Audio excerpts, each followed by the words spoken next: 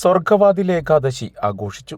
കോരംകുളം ശ്രീ മഹാവിഷ്ണു ധർമ്മശാസ്ത്ര ക്ഷേത്രത്തിൽ സ്വർഗവാതിൽ ഏകാദശി ആഘോഷിച്ചു.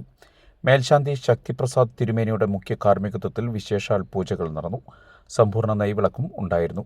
ആചാര്യ ജയശ്രീ ടീച്ചറുടെ നേതൃത്വത്തിൽ സമ്പൂർണ്ണ നാരായണീയ പാരായണം ഉണ്ടായിരുന്നു. ചുറ്റുവിളക്ക്, ദീപാരാധനയ്ക്ക് ശേഷം സമസ്താപരാധ പ്രായശ്ചിത്ത പ്രാർത്ഥന, നാമജപ പ്രദക്ഷിണം, ഉച്ചയ്ക്കും രാത്രിയും ഗോതമ്പ് കഞ്ഞി, പുഴുക്ക്, കാളൻ, അച്ചാർ എന്നിവയോട് കൂടിയ ഏകാദശി ഊട്ടും ഉണ്ടായിരുന്നു.